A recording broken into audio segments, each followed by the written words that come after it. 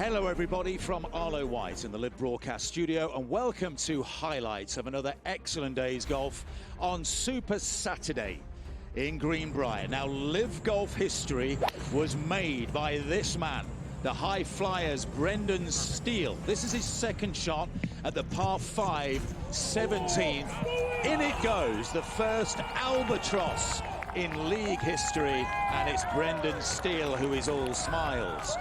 Cam Smith teed off at 18 today. He made a par there, then proceeded to card a 27 over the front 9 holes to briefly take the lead. This was his third at 12, an eagle for Cam there, but he was overall level par through his last 8 holes and his 3 off the lead. Brooks Koepka is seeking a 5th Live Golf title. No other man has more than 3. A pair of 64s for Brooks. He's 12 under par. That was his birdie putt at 18. But today was all about Jon Rahm, who is hunting a second straight win in the Live Golf League after his first victory at the JCB in the UK, and he's also hunting down Wako Niemann for the overall title of Live Golf League champion for 2024. A remarkable round of 62 today for Jon Rahm. That was his second into 17. This is his tee shot at 18. And you wouldn't bet against Jon Rahm going back-to-back and taking a lead into the final regular season event in Chicago in 3 weeks' time, seeking a first prize of $18 million. And he rounded things off superbly with a birdie putt at the first, an 8 under par 62 today. Jon Rahm will take a 2-stroke lead into Championship Sunday. Ripper lead the team comp by 1.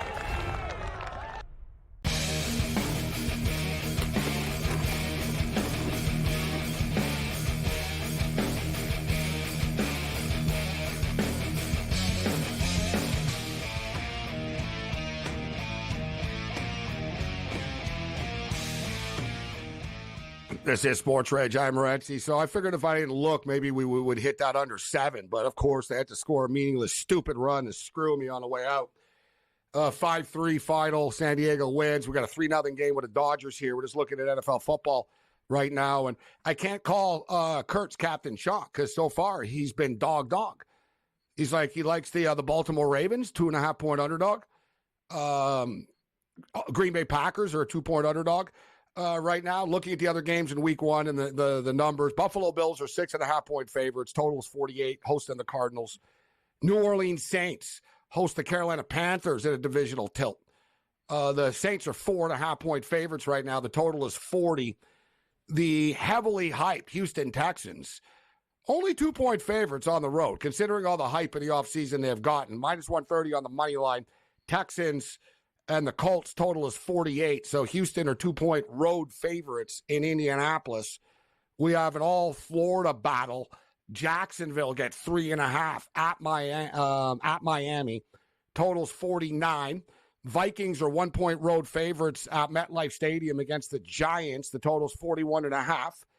The Bengals are the survivor special of the week, laying 9 points to the Patriots. Biggest point spread of the week. A lot of short spreads, George, in week 1. Atlanta, -3 at home against Pittsburgh. The Bears are now up to 4.5-point favorites against Tennessee. And I'll tell you what, Caleb Williams has definitely looked the part so far in the preseason, George. Yeah, he does look like he's going to be that guy. I always find one of the weirdest stats that the Bears have never had a 4,000-yard passer. I find that nuts.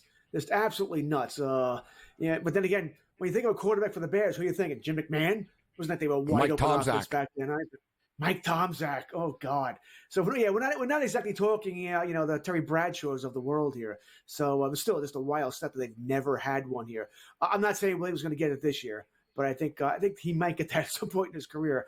Though with his athletic ability, he may not be throwing the ball 30, 40 times a game. But good news for the Bears. I think they finally have their quarterback of the future. Still don't think they're making the playoffs this year. And I think they're under their win total as well here. But the future is bright for the Bears. 8.5, the win total for the Bears. I tell you, they might get there. They won 7 games last year, and there's no disputing they have a better roster now. They're pretty stacked. The defense is better than average. The schedule is tough. But there's some winnable games there. The Tennessee game is winnable. I don't think they'll beat Houston in Houston. They could beat the Colts in Indianapolis. At the Rams will be tough. Versus the Panthers, versus the Jags, Commanders, Cardinals. Some winnable games there, George. To get the win total over, that's where they got to hit, right? Those 4 games you just mentioned, I think they had the Patriots. I saw it up top as well here. So they got a 5-game stretch where they probably have to go 4-1 if you want to get there over 4.5. And by the way, if they want to make the playoffs, they probably need to make hay there as well. But a tough division with Green Bay and Detroit being 2 of the top 4 teams in the league here. And Minnesota's not bad. They may not be a good team, but they're not bad. They're not going to implode at 3-14. So it'll be it really will be the black and blue division to bring Chris Berman into the show. Well, you know what? It's actually it is and it isn't. It's a competitive division now, but they're not smash mouth teams, right? The Detroit Lions throw the football. The Green Bay Packers throw the football. The Minnesota Vikings wanted to with J.J. McCarthy. Yeah, now they got Sam Darnold, but they got a bunch of stud wide receivers. So it's sort of a flashy conference or division now in the NFC conference. But you look at Caleb Williams, guys, and all you can tell, that scramble play that he ran in for the end zone, not only did he run it in for the touchdown, he didn't get touched. Like, that was what's so incredible, about it. Like, he literally, from the 20-yard line, ran around in a circle, went around people. It looked like he was in college. It was like he went around, and I noticed he got in the end zone, and no one even touched him. Because I'm sure the Bears are thinking, oh, my God, don't do this. Don't do this. And you see the way he runs, right? He sort of runs very upright through the crowd. But he's just like, oh, no. And it's like I saw a tweet. Somebody said, well, I didn't think it was possible to clone Patrick Mahomes, but here we are. And he does have that sort of Mahomes thing in him, if you'll notice, George. And I saw every game he played in college. He has a lot of the sidearm stuff, the shovel pass. Even in the first preseason game, I don't know if you saw the highlight, looked like he was going to get sacked, and instead he just sort of shoveled it off to DeAndre Swift for a 16-yard game. He's like, all right, yeah, you take it. He's got this crazy instinct in the pocket, bro, where it's you think you have me, but you don't have me, right?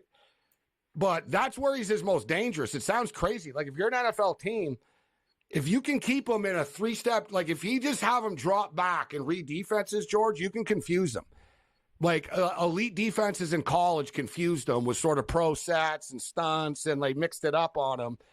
But he didn't play a lot of great defenses. He played Notre Dame, and he threw 3 picks in bad weather, right? So that was sort of more NFL-like.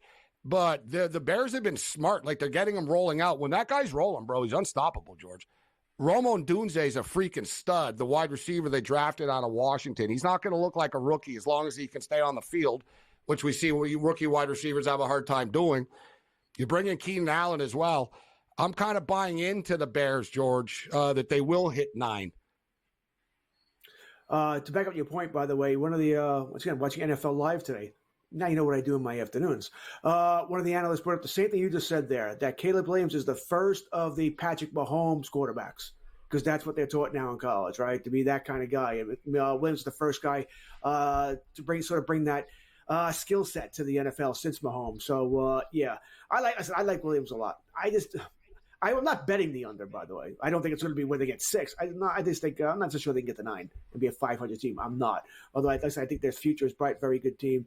It's funny now that I see that little 5-game stretch there. They go 4-1 there. They probably are going to reach the 9. I like what I've seen there. I think Dunze is going to be. I think all the rookie wide receivers, by the way, I know the rookie quarterback's going to win the rookie of the year. They always do, of course. But Neighbors, Dunze, Harrison. I mean, damn. These guys, I think, all could light it up this year. Neighbors, has the worst quarterback. I guess that could be an issue. But that's Neighbors' Giants should be trailing a lot. Giants should be trailing a lot, though. Throw the football a whole bunch. Man, I used to defend Daniel Jones, but that pick 6, bro, to get the party started from his back in the end zone, that just can't happen. That's a rookie. You can't be doing that.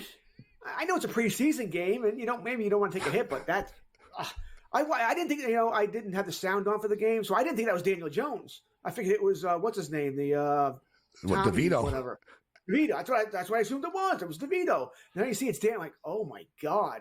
Then I love where, Dave was trying to defend it. Oh, it wasn't great. Yeah, sure. It wasn't great. Sure. That's one way to look at it. But we saw he threw a pick later. on the next possession. He threw a pick on the first 2 possessions. He hasn't played in a little while. He's got talent, but he's in a tough spot because he knows they don't want him. It's just a weird sort of thing there with that football team. I've been more negative than positive on them. They should have drafted McCarthy. He would have been a perfect fit for them. Well, that's the whole thing. Dable went to every meeting and he wasted all these quarterbacks' time and all this, you know what I mean? And he didn't take them. It's like you could have. I don't know if he a had lot of the those final guys. call on that. Then again, hey, the Giants are going to suck. Well, they're going to be bad. They'll probably be in this position next year. Top 5, top 8 pick to get a quarterback anyway. All right, so the New York Football Giants host the Vikings in Week 1. Kind of a toss-up game. Agreed. We talked the Bengals are laying 9. Falcons lay 3 to the Steelers. The Bears are 4.5-point favorites. Broncos get 5 in Seattle. The Raiders named Gardner Minshew their starter. And listen, I don't think the Raiders are going to light the league on fire, but if you watch them play, they do play for Pierce. Like, there's an energy out there. And Crosby's a monster, bro. Like, that guy can single-handedly blow a play up, George. So I think the Raiders are going to be one of those teams. They'll play hard. They're kind of talent challenged, you know what I mean, as far as their depth is concerned. But I'm starting to talk myself into the plus 3.5 in Week 1 against the Chargers. I don't mind it. Minshew always gives them a better chance to win. He's fun. He'll make mistakes, but he'll make big plays too. So I kind of like we are going with the Raiders versus the Chargers. And the points spread keeps climbing. And one thing, it's a little over-exaggerated. The Chargers do have fans, but the Raiders are massive in L.A. still. Like, they're very popular. Like, KTLA, the local news station, plays Raider games, like, in the preseason. Thanks, George.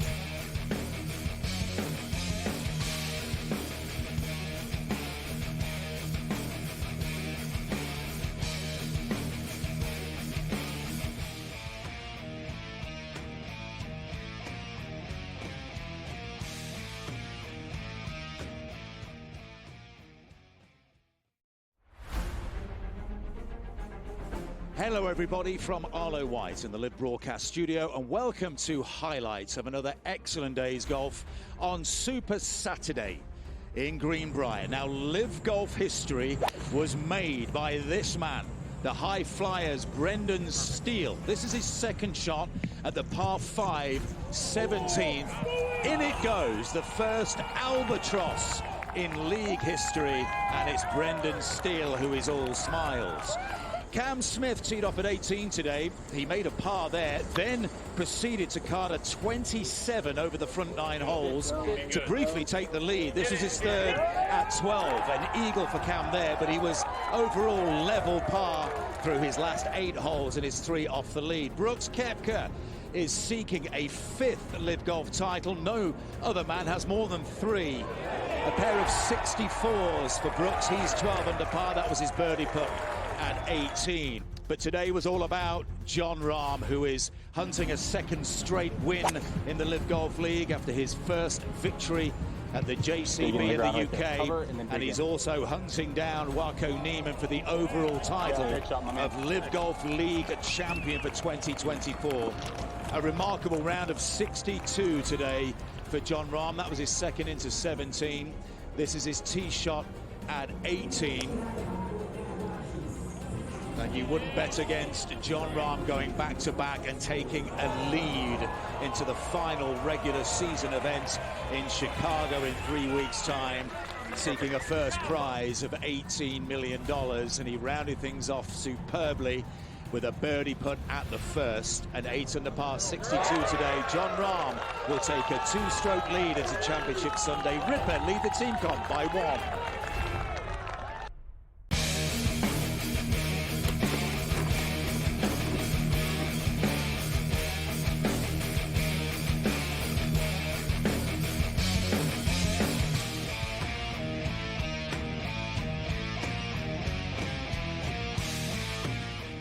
Dodgers and Mariners, only baseball game still going right now. 3-0 for the Los Angeles Dodgers in the bottom of the 8th inning. Seattle is starting to fall apart on the Seattle Mariners. The Houston Astros came back on the Red Sox tonight. Seattle's lack of offense is starting to catch up with them, despite their pitching staff being one of the best staffs in baseball, and their bullpen. Just not enough if you're going to get shut out. So this is a big game for the Dodgers, though, because San Diego won and Arizona won tonight. So Los Angeles needed the win because both San Diego and Arizona they're on the front porch right now. They're knocking on the door, right? So the Dodgers need to keep winning baseball games. So we're just talking NFL football and a lot of stuff. We talked actually NHL hockey as well. And let's quickly start off with the NHL since Mo is in Montreal and Patrick Laine was acquired today by the Montreal Canadiens from the Columbus Blue Jackets.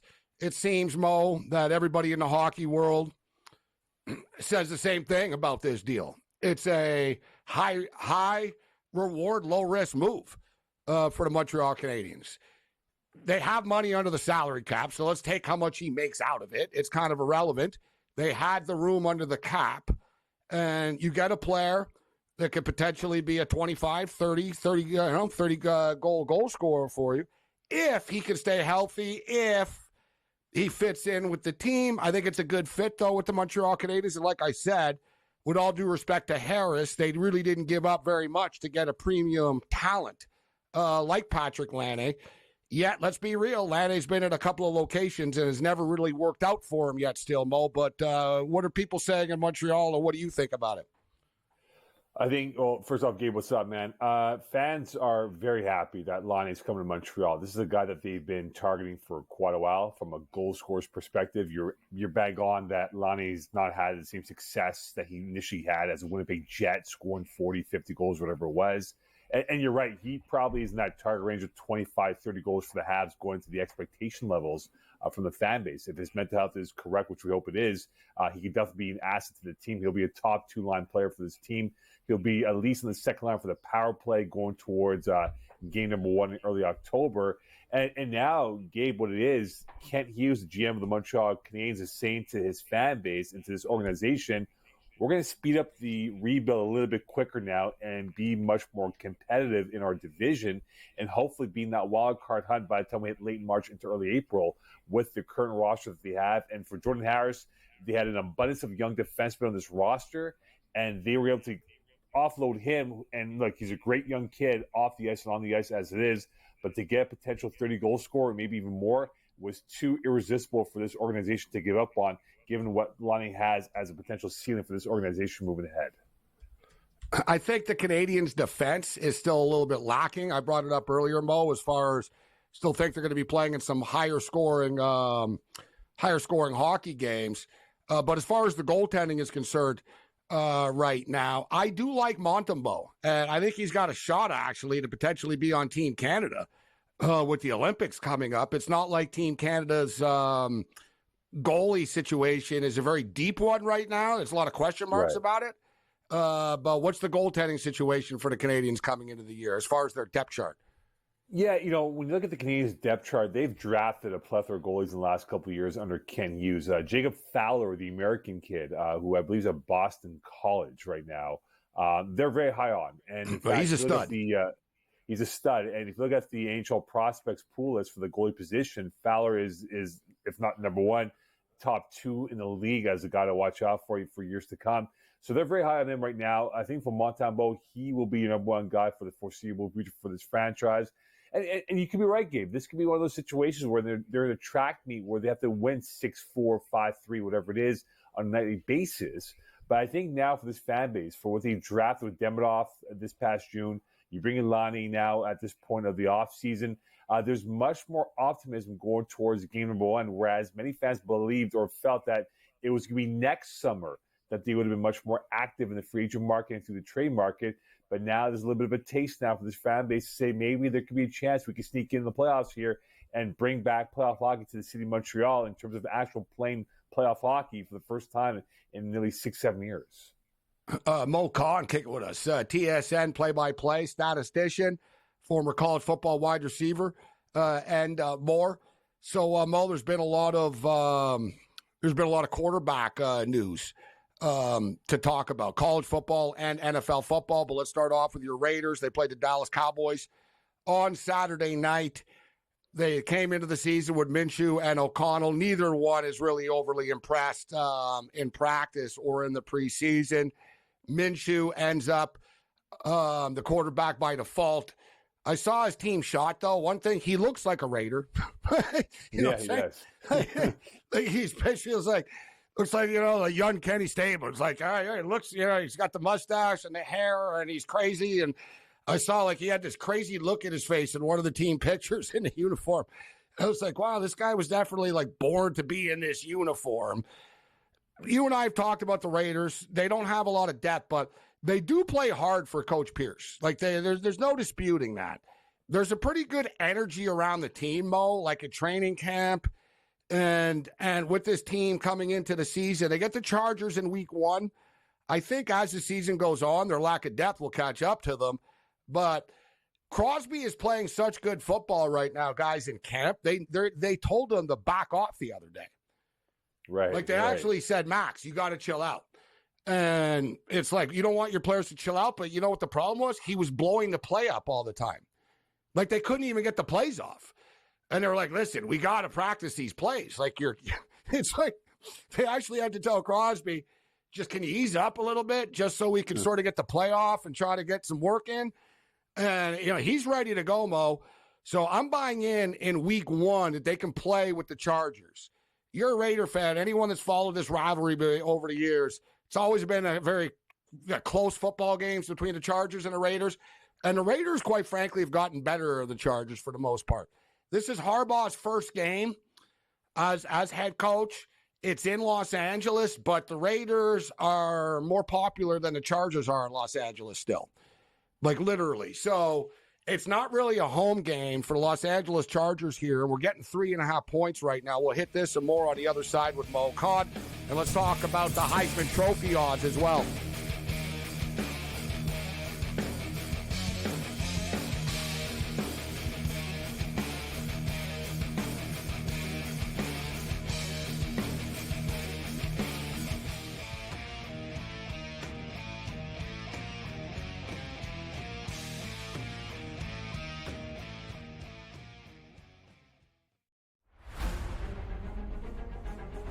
Hello everybody from Arlo White in the Live Broadcast Studio, and welcome to highlights of another excellent day's golf on Super Saturday in Greenbrier. Now, Live Golf history was made by this man, the high flyers Brendan Steele. This is his second shot at the par 5 17th. In it goes, the first albatross in league history, and it's Brendan Steele who is all smiles.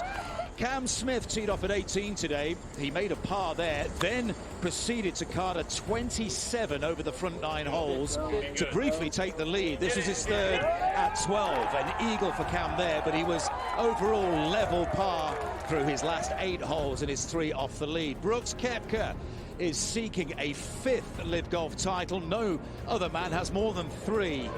A pair of 64s for Brooks. He's 12 under par. That was his birdie putt at 18. But today was all about Jon Rahm, who is hunting a second straight win in the Live Golf League after his first victory at the JCB in the UK, and he's also hunting down Wako Neiman for the overall title of Live Golf League champion for 2024.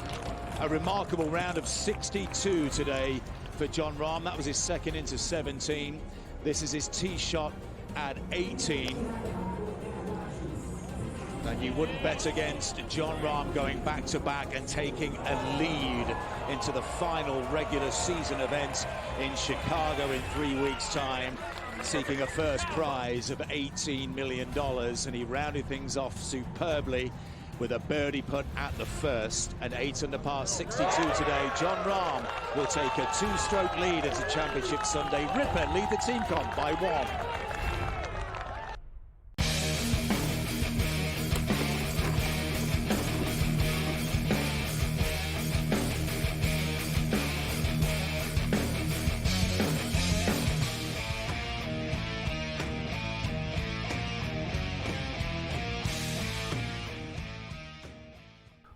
Level 3 continues. This is SportsRage. I'm Morency. We're talking NFL football. So, Mo, different coaches are approaching it different, with the quarterback situation in the preseason. Veteran quarterbacks, young quarterbacks, playing, not playing. I saw Bill Belichick on the Pat McAfee show, and it was really, listen, anytime Belichick's going to talk about football, you obviously want to listen, but right. He went on like a 15-minute rant, like Bill Walton. Like, he got asked one question. Even Pat was like, oh, boy, this guy's like, he's really giving it to us. Like, he went on, hit on. And he goes, well, But in this situation, you want to do this. But if it's that situation, but he basically talked about how before you had more preseason games, you had 2-a-days, there was more practices, and he said that he would actually take like 3 days and prepare a game plan for preseason games. And he said now in the modern NFL, he goes, you don't have enough practice time. He goes, it's actually a waste of time to like prepare. So he goes, people wonder why a player doesn't play or a quarterback doesn't play. And he goes, because you have to put in like 30 plays for him in practice and you need to work on these plays. And he said, it takes too much time. It's not worth it. So it was sort of a hit or miss. But with that being stated, I like the way the Bears are handling this. I would have liked to see them just have Caleb Williams hand a football off a couple of times in the Hall of Fame game, but in hindsight, it obviously doesn't matter because they played him quite a bit in the last 2 games. So it's interesting, Mo, you know, the number 1 pick in the NFL draft, the face of the franchise, they're rolling him out there.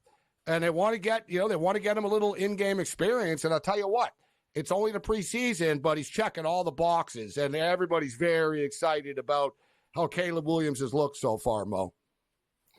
Yeah, I'm a bit worried for him, Gabe, because at SC, he was so much more gifted physically and athletically speaking here that he would be able to roll out, buy time, and throw the football down the field and make a highlight play and all that, right? But now you're in the NFL where it's no longer, you're not playing Utah State, you're not playing those cupcakes that you would play in years past. Now, the thing for Caleb Williams, the biggest question I have for the Chicago Bears coming into week 1 is their O-line. And you're starting to see flaws within their front 5 and trying to protect Caleb Williams to give him that extra half a second to find Rome Odunze or Keenan Allen or DJ Moore or whoever's coming in the backfield with Swift and whoever else from that point. So I just think now for Matt Eberflus, for Shane Waldron, these guys, you got to make sure you simplify the schemes for him. He's smart in that sense of knowing football at a high level here. But come week 1, and when you get ready for that real action here, let me tell you one thing, Gabe. That schedule, you mentioned it before with George in hour number 2, that schedule is not as easy. I know what the line's, 8.5, I think it is for the Bears. It's going to be close to that number, but I just think for the Bears right now, you got to make sure you keep him upright and don't keep him vulnerable where he takes unwanted hits that could very well happen in the early going of his career.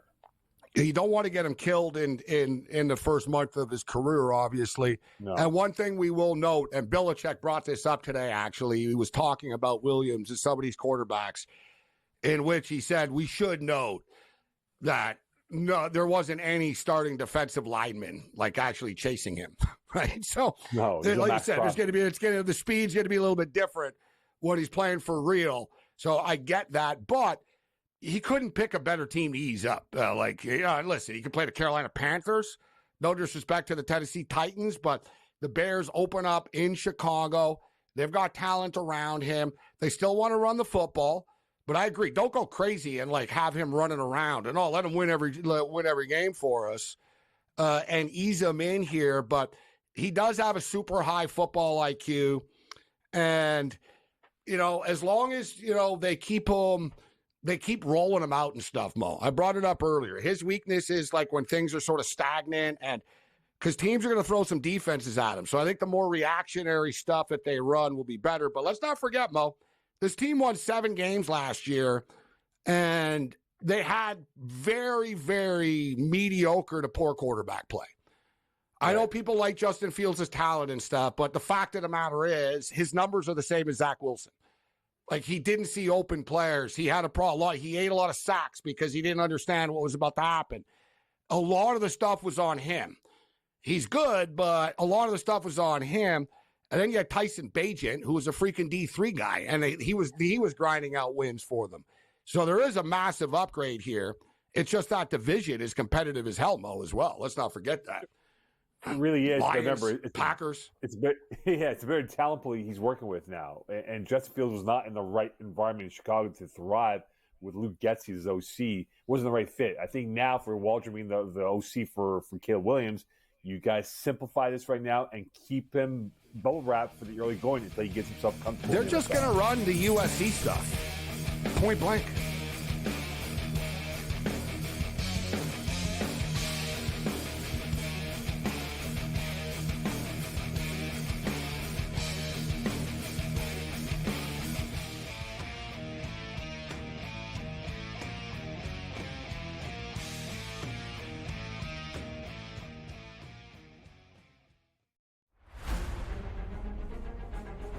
Hello everybody from Arlo White in the Live Broadcast Studio, and welcome to highlights of another excellent day's golf on Super Saturday in Greenbrier. Now, Live Golf history was made by this man, the high flyers Brendan Steele. This is his second shot at the par 5 17th. In it goes, the first albatross in league history, and it's Brendan Steele who is all smiles.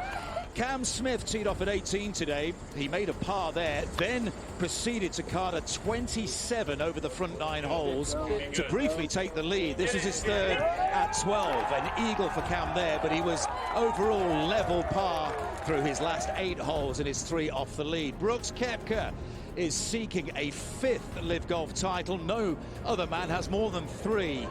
A pair of 64s for Brooks. He's 12 under par. That was his birdie putt at 18. But today was all about Jon Rahm, who is hunting a second straight win in the Live Golf League after his first victory at the JCB in the UK, and he's also hunting down Wako Neiman for the overall title of Live Golf League champion for 2024.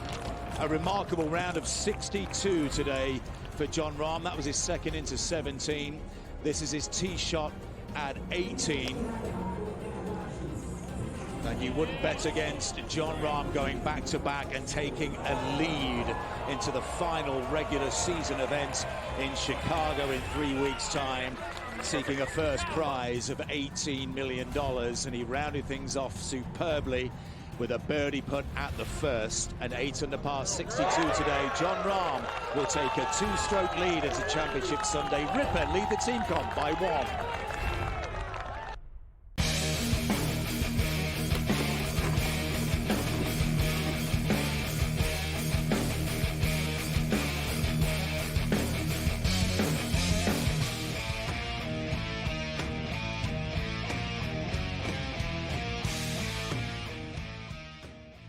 This is SportsRage. I'm Morency. Quickest 180 minutes in sports talk and television continues. Been a pretty quick show tonight, the Monday Night Meltdown. So as far as the Bears are concerned, I like this football team. I like the way they're handling things. I like the roster. There's a lot to like about them. I was higher on the Minnesota Vikings before the J.J. McCarthy injury. So the Vikings win total is 6.5. I think the Bears can get to 9, Mo. So I'm going to say over 8.5, but you're going to say under 8.5 for the Chicago Bears? Do you think they 8 and 9? I'm going to say they get to 9. Yeah, and look, Matt Eberflus is under tremendous pressure, Gabe. I think he's going to his second to last year as the head coach of the Bears with no contract in sight. So there's a lot of pressure on this Bears team, and I think there's a 3-game stretch before the bye week where they're at home in Chicago, where they have to cash in on those games if they want to hit that mark of 8.5 or better. So I just think that it's going to be close. I think 8 wins is definitely doable. Their defense is top 5, not top 3 in the NFL as we speak. But I just worry about that O-line going towards week 1 because right now they don't have a strong 5 yet. And that's been the question mark for the Bears for the last couple of years with Justin Fields and now with Caleb Williams, that can they keep the quarterback clean? And most importantly, though, create a running game. I know you mentioned before with George how it's been pass in the NFC North of late, but can one of these teams, like the Bears, create that running game? Because we know, Gabe, we spoke about this before back in the winter, how tough it is to throw a football in the winter months or the winter cold times of Chicago, Illinois. So you got to create that running game for the Bears, and that's going to be key for them if they want to be competitive and also relevant going towards December, maybe a chance to get into the playoffs as a wild card contender by the time we hit early January. Yeah, and we're not saying that Caleb Williams can't play in bad weather and cold weather. He is from Maryland. He's from Washington, the area, the Washington, D.C. area. But in college, he never really did, right? He played, I think, the worst weather game that he played. He played a few sort of like rainy, windy games. But there was one, the Notre Dame game last year was pretty bad. It was like a nasty sort of sleet type rain, little wind and stuff. He didn't play great, but the Trojan season was kind of falling apart at that stage. So I'm going to say they go over the 8.5 though. I think they can potentially get to 10. Everything falls into place, but I'll say they can get to 9 for the offensive rookie of the year odds. He's the runaway favorite right now, Mo. Caleb Williams is plus 140. The second choice is Jaden Daniels, who's been named the starting quarterback of the Washington Commanders, who's also looked very comfortable out there. Except one thing with Jaden, he's kind of like lanky and stuff, and he runs really upright as well. Like you're gonna have to watch out not to get him smoked, and don't let him hang on to the football for too long. But Jaden Daniels is plus 550. Marvin Harrison Jr. is 8-1. We were talking with George earlier. Malik Neighbors is lighting it up in camp, but hard to win Rookie of the Year when you have bad quarterbacks throwing you the football. So I don't think Malik Neighbors is going to win. Bo Nix is 12-1. Xavier Worthy of the Kansas City Chiefs at the Buffalo Bills gift wrapped. Had a 62-yard touchdown catch the other night. He's 15-1. Ladd McConkey of the Chargers is 25-1. Drake May is 28-1. My guy Keon Coleman is 28-1.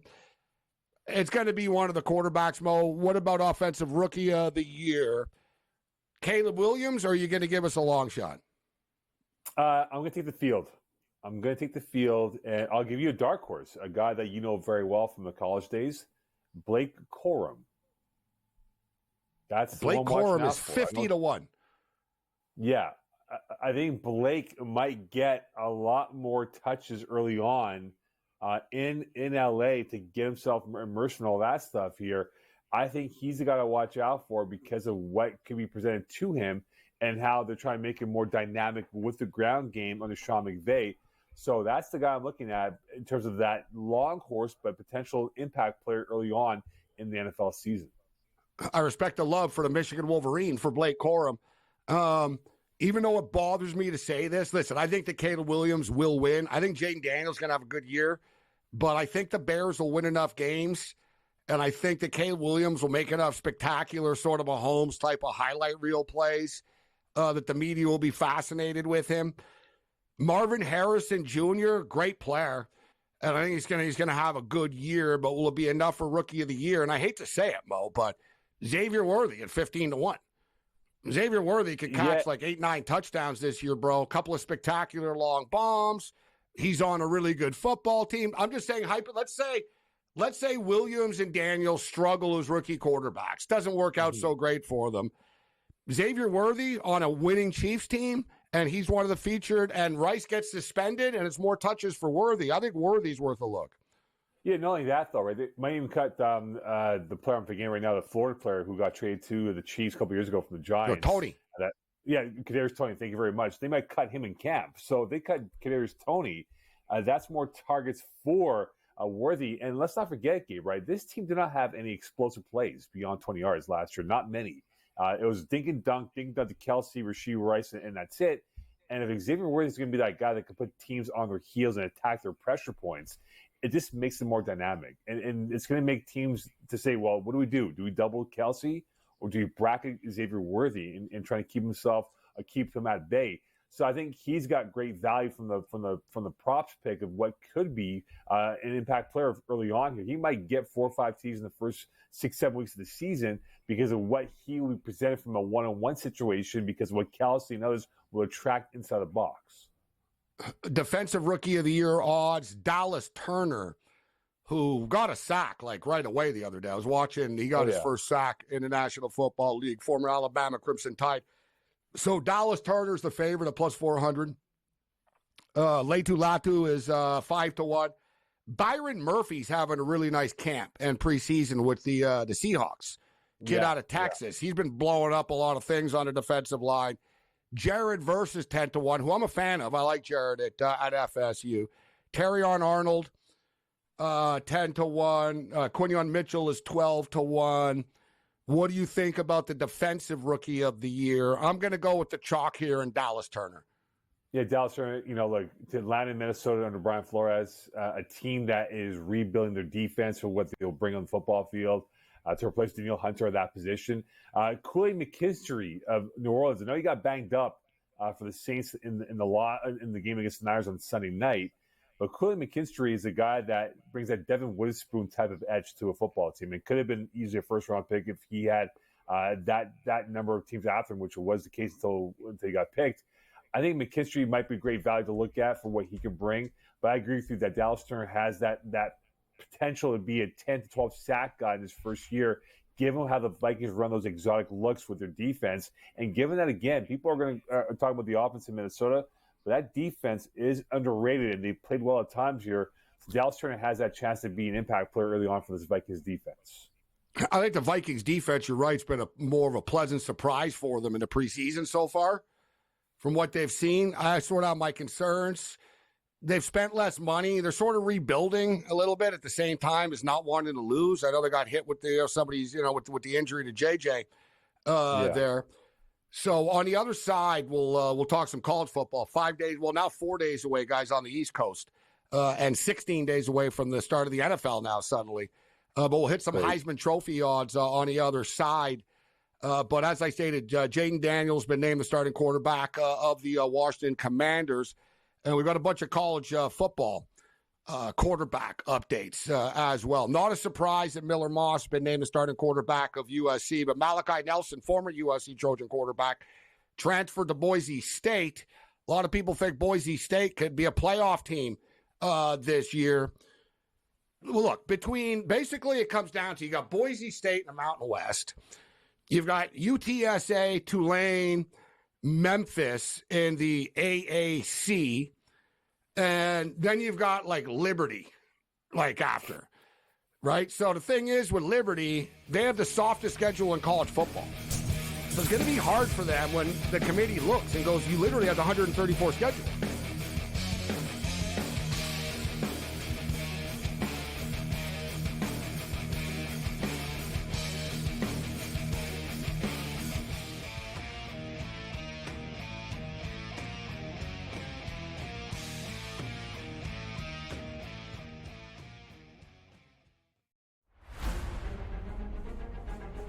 Hello everybody from Arlo White in the Live Broadcast Studio, and welcome to highlights of another excellent day's golf on Super Saturday in Greenbrier. Now, Live Golf history was made by this man, the high flyers Brendan Steele. This is his second shot at the par 5 17th. In it goes, the first albatross in league history, and it's Brendan Steele who is all smiles. Cam Smith teed off at 18 today. He made a par there, then proceeded to card a 27 over the front 9 holes to briefly take the lead. This is his third at 12. An eagle for Cam there, but he was overall level par through his last 8 holes and his 3 off the lead. Brooks Koepka is seeking a 5th Live Golf title. No other man has more than 3. A pair of 64s for Brooks. He's 12 under par. That was his birdie putt at 18. But today was all about Jon Rahm, who is hunting a second straight win in the Live Golf League after his first victory at the JCB in the UK, and he's also hunting down Wako Niemann for the overall title of Live Golf League champion for 2024. A remarkable round of 62 today for Jon Rahm. That was his second into 17. This is his tee shot at 18. And you wouldn't bet against Jon Rahm going back-to-back and taking a lead into the final regular season event in Chicago in 3 weeks' time, seeking a first prize of $18 million. And he rounded things off superbly with a birdie putt at the first, an 8 under par 62 today. Jon Rahm will take a 2-stroke lead into Championship Sunday. Ripper lead the team comp by 1.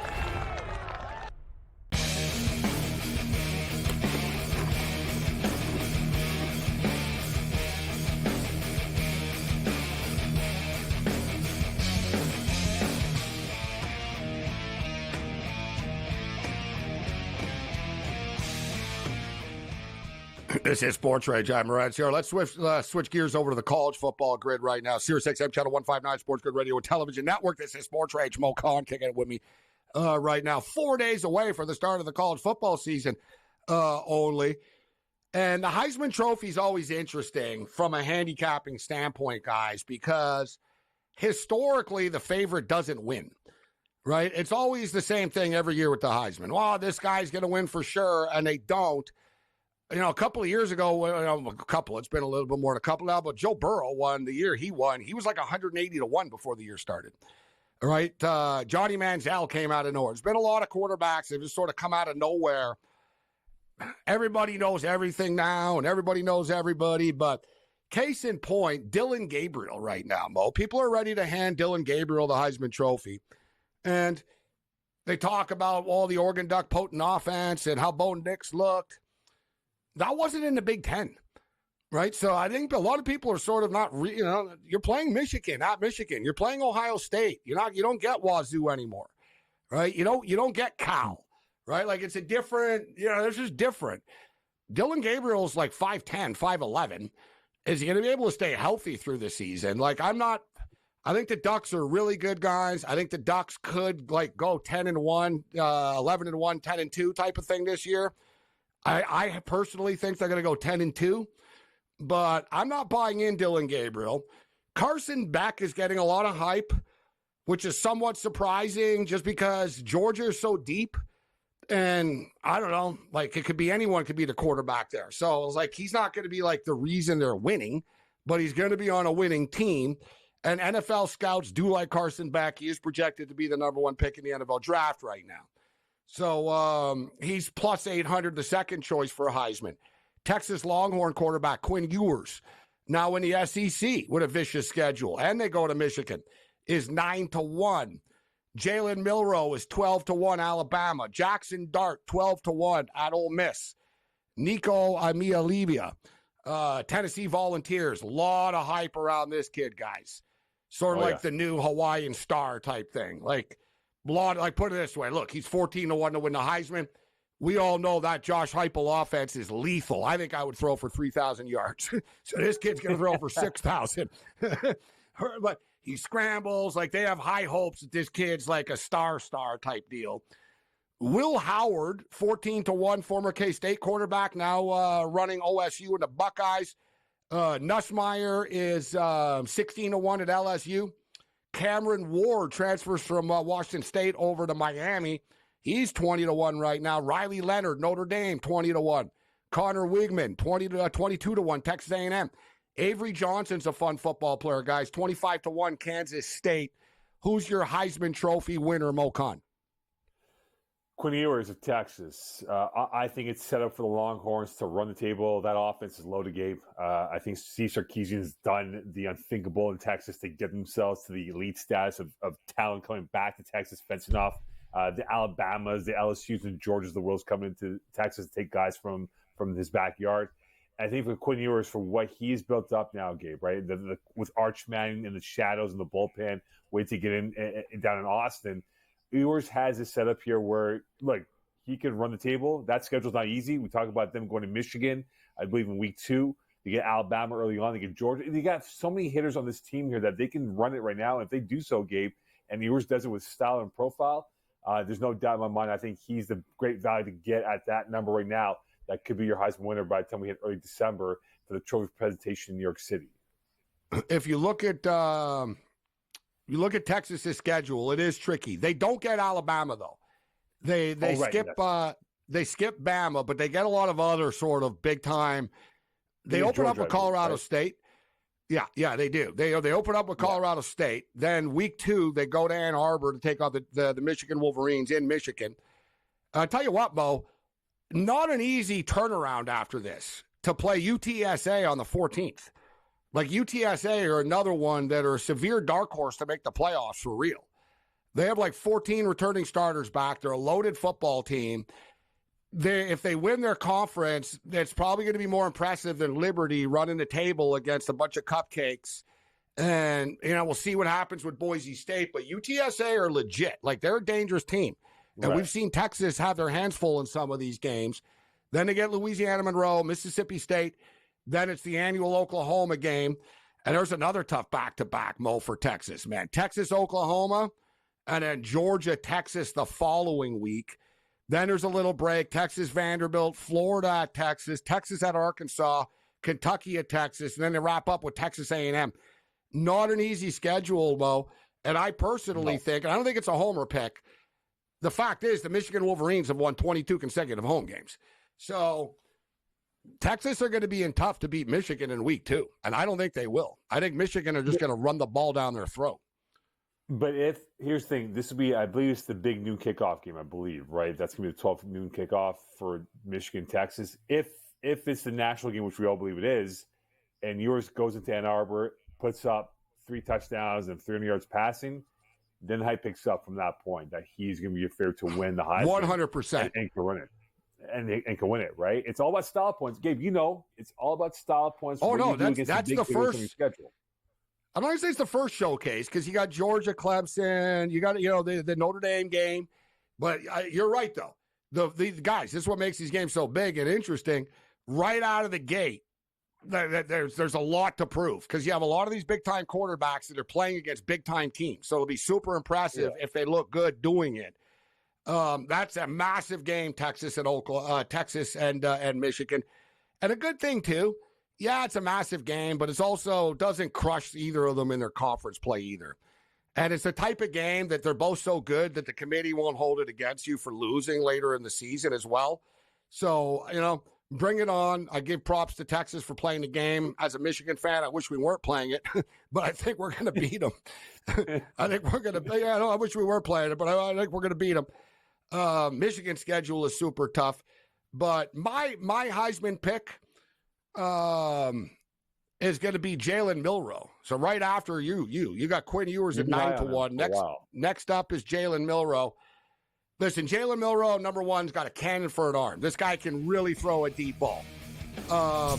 He's a great super athlete, and now you got Kalen DeBoer running the offense.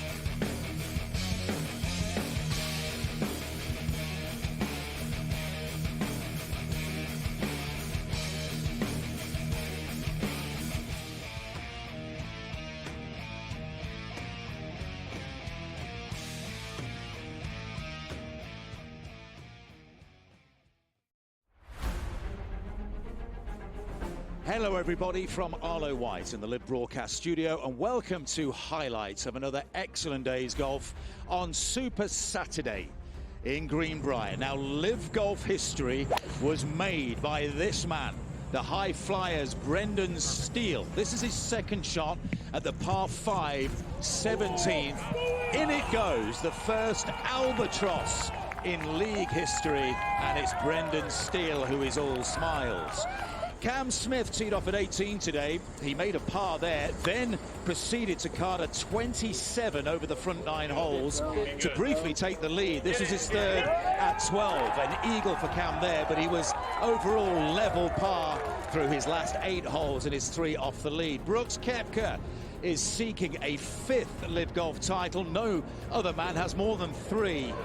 A pair of 64s for Brooks. He's 12 under par. That was his birdie putt at 18. But today was all about Jon Rahm, who is hunting a second straight win in the Live Golf League after his first victory at the JCB in the UK, and he's also hunting down Wako Niemann for the overall title of Live Golf League champion for 2024. A remarkable round of 62 today for Jon Rahm. That was his second into 17. This is his tee shot at 18. And you wouldn't bet against Jon Rahm going back-to-back and taking a lead into the final regular season event in Chicago in 3 weeks' time, seeking a first prize of $18 million. And he rounded things off superbly with a birdie putt at the first. An 8 under par 62 today. Jon Rahm will take a 2-stroke lead into Championship Sunday. Ripper lead the team comp by 1.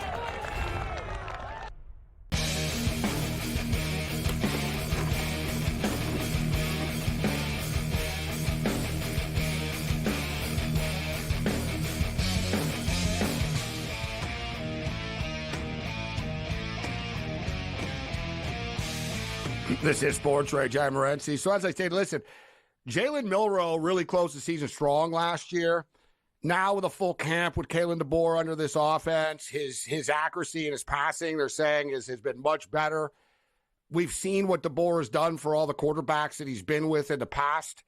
I'm just expecting some really big things from Milroe. But I'll tell you what, Mo, in the Heisman, I don't think he'll win because they don't give it to running backs. But I'm looking at the odds. You talked about Blake Corum, Rookie of the Year in the NFL, but his former teammate, Donovan Edwards of the Michigan Wolverines, He's 100-1 to win the Heisman. Donovan Edwards, guys, he's going to get the ball like 25 times a game. Like, I'm not kidding. Like, he's going to get the ball a lot, this guy. And he's on a seriously high-profile football team. And Mo was just talking about it, and it's true. I mean, it's a massive showcase for Quinn Ewers and a Heisman Trophy. Quinn Ewers is 9-1 right now. They go in there and they beat Michigan, and Quinn Ewers has a good game. Suddenly, Quinn Ewers is 3-1, not 9-1 anymore. But if Donovan Edwards runs for 240 yards and 4 touchdowns, like he has, Mo, that's the whole thing. We've seen him rack up 200 plus and kill Ohio State and kill Iowa and like in big games just take off. I think he's a dark horse, guys, but they don't like giving it to running backs anymore. But I think Donovan Edwards is poised to have a big year. And I know you agreed with Michigan last week as far as that being kind of undervalued. It's funny, Mo, because I hear a lot of people, they don't really know much. Like Michigan lost 15 guys. It's like, yeah, okay, yes, they did. But do you know who's back? I don't think they do, right? So, like today, the All-American team was named, the preseason All-American team. And Michigan have 3 players on the preseason All-American team. And I tweeted out, how is this possible? I thought everyone left, right? So, like, they have like one of the best defensive tackles in college football. Like, he's the preseason All-American. They said he was the best, Mason Graham. Will Johnson, along with Hunter, is the best defensive back in college football. Cortland Loveland, the tight end, is going to be a first-round draft pick in the NFL for the Michigan Wolverines. And that's not even getting to Donovan Edwards. Yeah, they have some youth on the offensive line, and people are suspect about their quarterback position, but we're hearing great things out of camp right now for the Michigan Wolverines. All right, so before we get you out of here, bro, we got like 2 minutes. I'll go quickly here. Let me get the point spreads up for Saturday's games. Florida State and Georgia Tech in Dublin, Ireland this Saturday. Florida State are laying 11 points, and the total is 55.5. What's your pick, Mo? I think Tech is going to be much more improved this year, but give me Florida State in the points. I think FSU will put up some numbers against the Yellow Jackets up in Ireland. You know what? I'm talking myself into Georgia Tech in this game, guys, and I'm an FSU guy. I think they're better than people think they're going to be again. But 11 points is tricky on a neutral field to start the season. I like Haynes King, the quarterback at Georgia Tech. They won 4 of their last 6 games last year. They won their bowl game. They competed with the Georgia Bulldogs. There's a lot of positivity about the Yellow Jackets. I think they lose the game, guys. I think Florida State finds a way to win, but 35-30 or 35-28 or something like that. Montana State, Mo, a very, very good FCS team, laying 10.5 points at New Mexico. It's Bronken Mendenhall, former BYU and Virginia coach, who's taken over at New Mexico. Montana State haven't beaten an FCS team since 2010 or something like that. This is too much of an ask here, Mo. I think New Mexico are going to cover the spread, actually, in a close football game. Yeah, I think this is tricky, though. I think Montana State will give them some fits, but giving New Mexico State to do so. I think with Bronco Mendenhall running the operation now, they'll be tougher between the trenches, and I think they'll run the ball quite efficiently, speaking of, to win this football game. Yeah, New Mexico are going to slow this game down big time. They're just going to try to run the ball, getting 10.5 points. I think this number will come down. In fact, we just saw it on our screen at 8.5 right now at some spots. And then you got SMU and Nevada. The Nevada Wolfpack guys are projected to be one of the worst teams in college football this year. Their win total is 2.5. That's why SMU are up to 27-point favorites right now on the road in Reno. It's insane. And how about this one? Hawaii laying 38.5 against Delaware State. I wouldn't lay 38.5 with a Hawaii against Westmount High School, Mo, in Montreal. Give me the 38.5. I got a soft spot for Hawaii because a friend of mine plays for Hawaii, Nick Senecal, who could have a big role for the Hawaii offense this year. So give me Hawaii. I think they're going to cover the point spread. They're going to win by 39-40. I know my boy Jeff Reinbold's there, too. I know. So exactly. Thanks, Mo. Great to have football back. Always, we'll catch up with you next week. Yes, sir. Be good, brother. All right, thanks to Frankie and AJ and everybody in Master Control. Other than that, you're on your own. Later.